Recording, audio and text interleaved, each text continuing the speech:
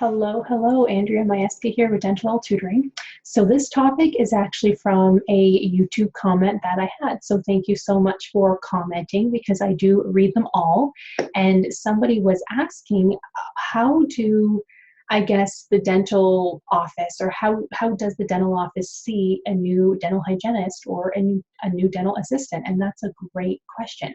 So basically, when you're new, right, you want to impress people, you want to know what the office is thinking, you want to know what they expect from you, right? Because it's not easy for us in the dental office to kind of explain what we want from you without sounding too bossy, too needy. So we don't usually like to do that, but we do talk about you guys when you're working away, whether we like you or not. We do. That's what we do. So I'll just kind of let you guys know what we're expecting from you and how you can really ace it when you're new somewhere or even if you're on a working interview. So basically, the first thing is just common sense. Do things like show up on time. In fact, if it's your first day at the office, show up early, and whoever you're talking to, it could have been the office manager who you spoke to, it could have been the assistant, it could have been the hygienist, whoever. But ask kind of what's expected from you, as in where you're supposed to meet. Are you okay to come half an hour early to set things up? Maybe the office doesn't open until 20 minutes before their first patient, so you coming half an hour early won't help if there's nobody there.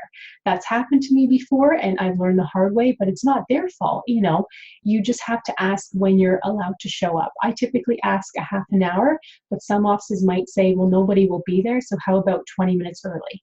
And ask them if you should go to the front door or the back door, because that's also happened to me too. I would have thought that they would tell me to go through the back door and nobody will hear me if I'm at the front door early because there's nobody there yet. But if they don't tell you and they don't think to mention that either. So ask them where you're supposed to meet somebody. Is it the front door? Is it the back door? Are they supposed to meet you outside? Who knows, right? And also ask about the uniform, because that does show that you care. You might not have every different color out there. So, it's up to you if you want to ask or not. I do have several different colors, so I don't mind asking, oh, what's the uniform? Because it could be black pants, black shoes, and a black top, right? That might be easy for you if that's all you have, but they also might say, oh, well, thank you for asking. We do have a uniform of a blue top and black pants, or, who knows, right? So I do like to ask about the uniform as well. But those are just kind of the main things to ask initially. But what I want you guys to also think about too is to be a team player. So yes, you are new. You probably have a lot to think about. You are extremely nervous, but don't be afraid to ask questions and ask the right questions. So I do have what questions to ask in another video. It's a rather long one, so I won't go into that too much today, but just ask things that you want to know.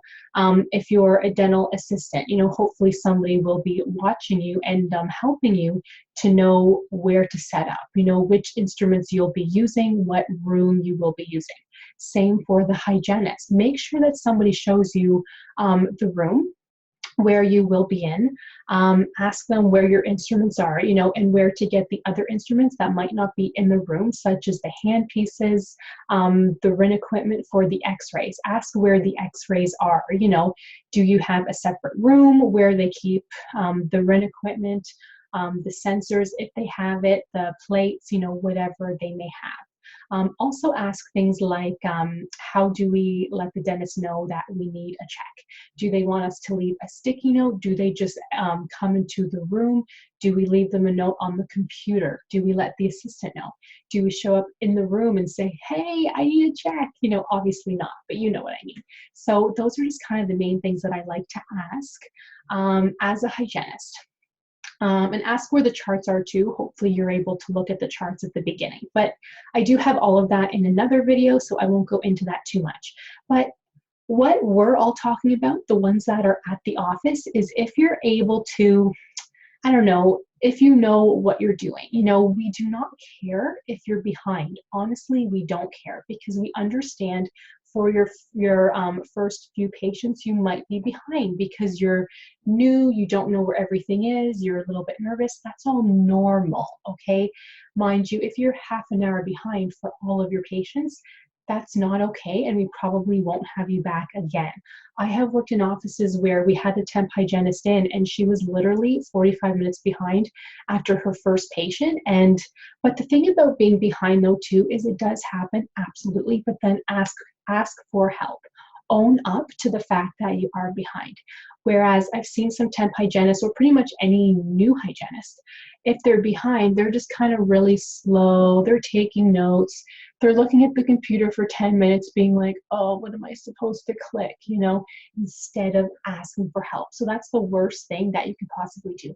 Another thing that's really, really bad and might be hard for you to conceal is to look really, really stressed out. Okay, don't look really, really stressed out. Don't, be like walking around like a crazy person.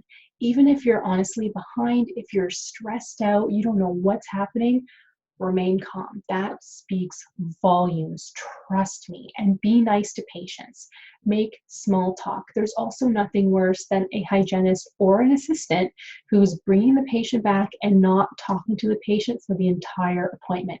We can hear you, okay? We can tell if you're talking or not. Of course, there is a fine line. If you're talking about how you had such a fun weekend camping, you were hungover for 2 days or whatever. So depending on what you're talking about, there is such a thing as talking too much and about the wrong things.